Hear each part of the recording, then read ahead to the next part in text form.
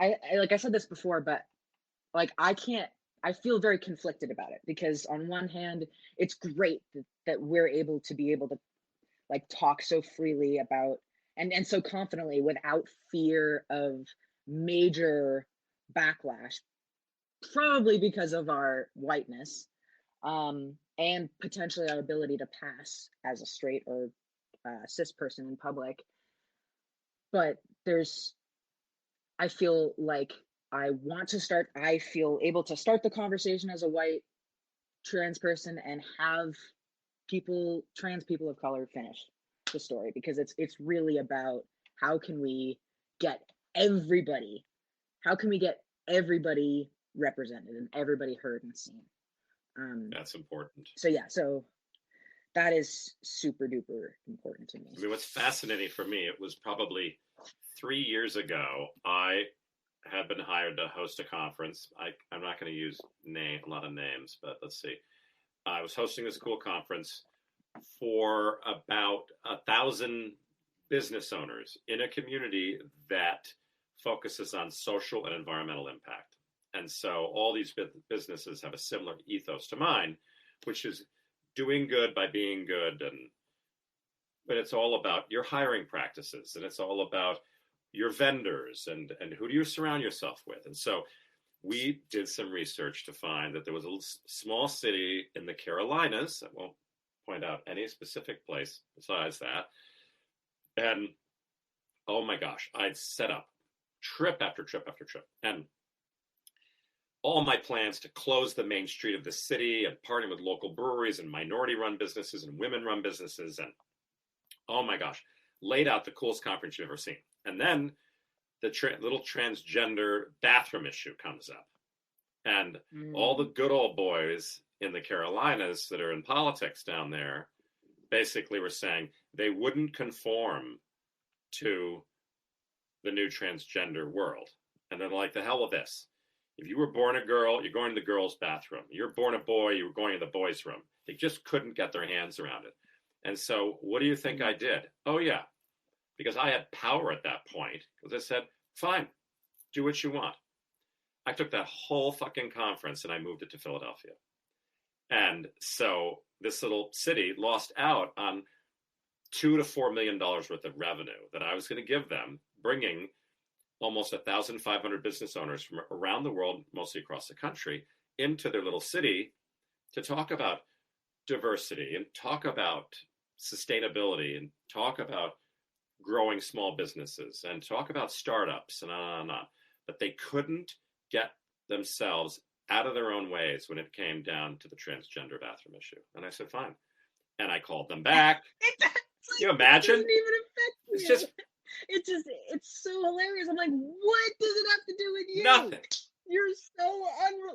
You're so irrelevant. Can you imagine? This is what I was dealing with, and I just said, fuck you at the end. I said, I'm not dealing with it anymore. I'm moving the conference. Yeah. You have now just lost millions of dollars worth of business. And until you can get into this current century and understand that the world is changing and figure out a way to join in and support it in some way, you're going to lose out on a lot of business. And so it was really nerve-wracking. And then sadly, in the end, I just feel like one of the issues is that with the organization that I was hosting the conference for is all about inclusivity. And that was the theme of this conference, inclusivity. And they just grew more and more as we got closer and closer to the conference date and in the planning processes. I had never met a bigger group of exclusivity people in my life. And I was like, what are you people doing? Like, it's performance. It's all about how can we look inclusive. How can we?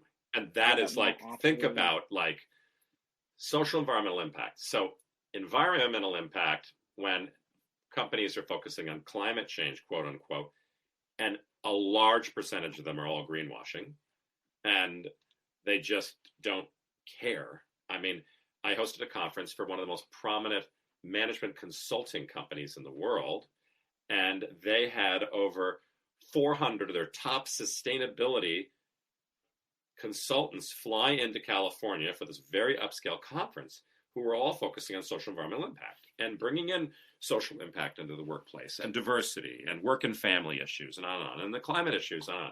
And I prepared a list of notes for the CEO of the company to do as his as talking points for his greeting speech to these 900 people who came in from around the world. And one of the head executives of the company said, Andy, please don't be disappointed, but he really doesn't believe in sustainability and he doesn't care about social and environmental impact. And I'm like, why am I here? Why did you hire me? Like, why? What? I can. You putting me through? I can go. Yeah, you're putting me through torture. And so, guess what? He read every fucking point, Carter. He loved it because just like you, I didn't push it down his throat. I was just trying to inspire him. And they had a pretty big budget for entertainment. And you know what I did? Just like you would, I went around San Francisco and I found 24 semi-homeless people who were performing on the streets with their little instruments.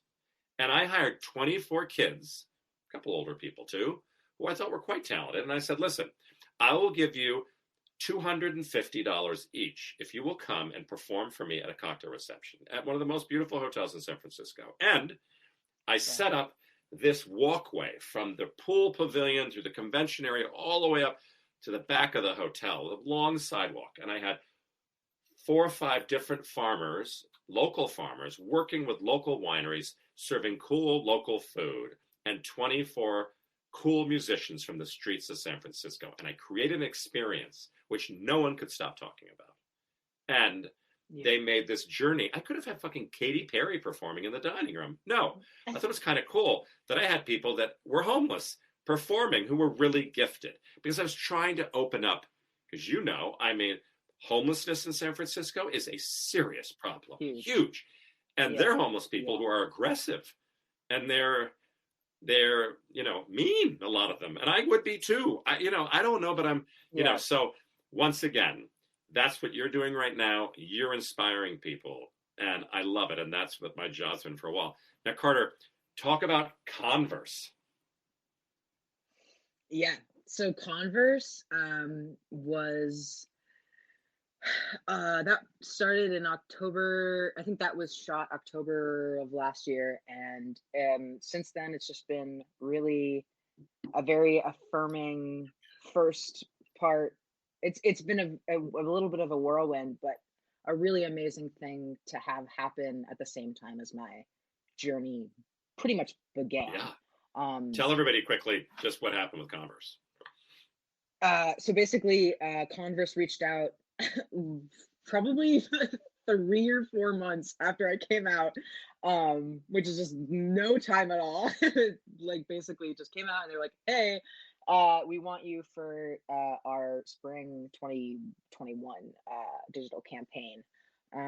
So, and I'd never modeled before. I had done maybe like a couple different shoots before, but I was very honored and flattered to be part of their brand. And also just, it was such a perfect outlet, I felt like, for me, because I'm a huge fan of like streetwear and shoes and sneakers. And I think sneakers, like in particular, like Converse, have been, it's such an amazing androgynous, like completely binary-less outlet.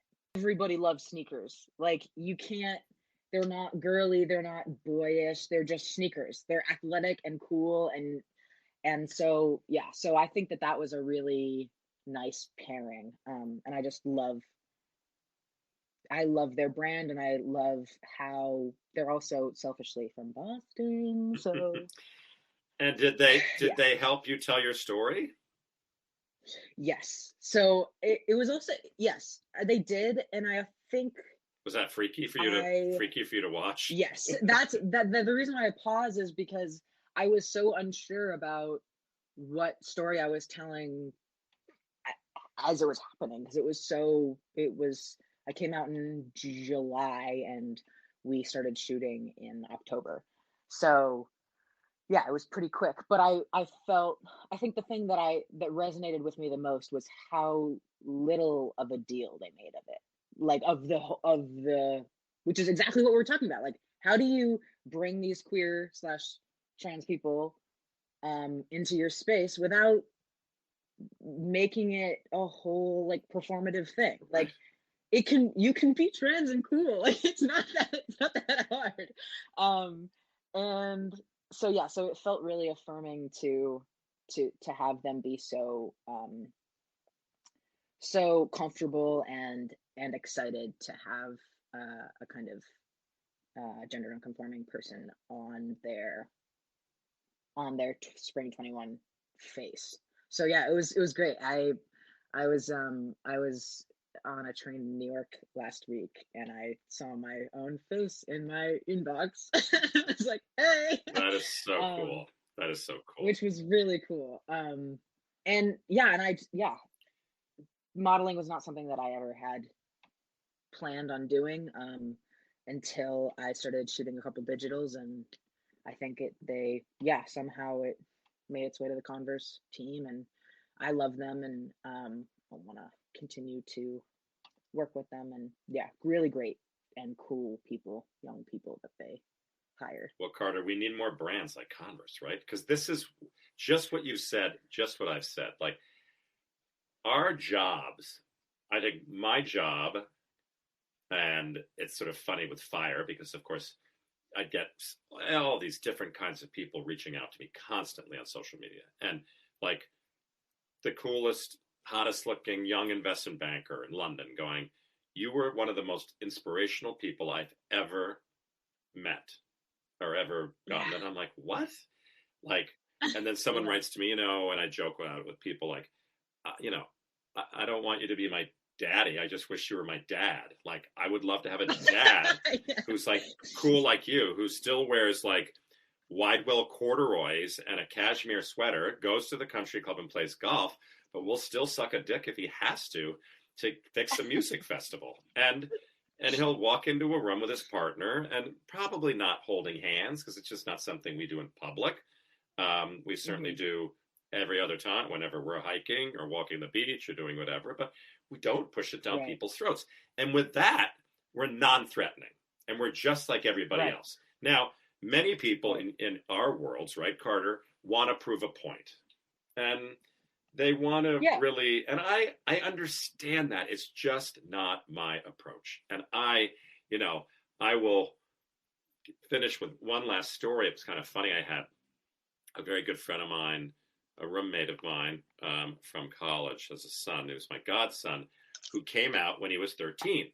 And I thought that was a little young to come out. I just thought, you know what? I'm not even sure if you have pubic hair. I don't like what your penis does, or can you read? Yeah, I'm like, I don't. What do you? How are you coming out? I don't know. But then nowadays, you've got the 5-year-old boy who just wants to play with Barbies and says, I don't know what was the movie I saw recently with Justin Timberlake. Did you see it where he went to prison? Palmer is the name of the movie. Oh, Palmer. You got to watch it. Okay. Oh my God, Carter, it's so cool. And he ends up adopting. I mean, we're going to ruin the whole movie for you, but anyway, he ends up taking care of this little kid who just doesn't think he's any different from anybody else, but he jumps up and down on the playground like a little girl, and he plays with dolls, and he wants to join this princess club, and there's Justin Timberlake, Palmer, going, like, guys just don't do that. And then the little kid's like, why not? Well, they don't. They play with G.I. Joes and trucks. And he's like, but I don't want to. I don't. It's okay. Right. Is it okay? But the point for my discussion really now, it's like, I get the call, 13 years old, he's come out, and we want to send him to you in New York City for a week. And I'm like, oh, that's interesting. Whoa. Because I'm like the only gay guy That's why you need to send your son now. Meanwhile, I think I had lunch with my lawyer that afternoon, and he was like, Andy, first of all, okay, glad the kid's coming, but don't you dare leave your bedroom without a towel or a bathrobe on. Maybe wear 2 bathrobes and 4 pairs of boxers, because The last thing you need is this 13-year-old going back to his school in the Midwest to say, just spent a week with my Uncle Andy. I'm now gay. He's gay. And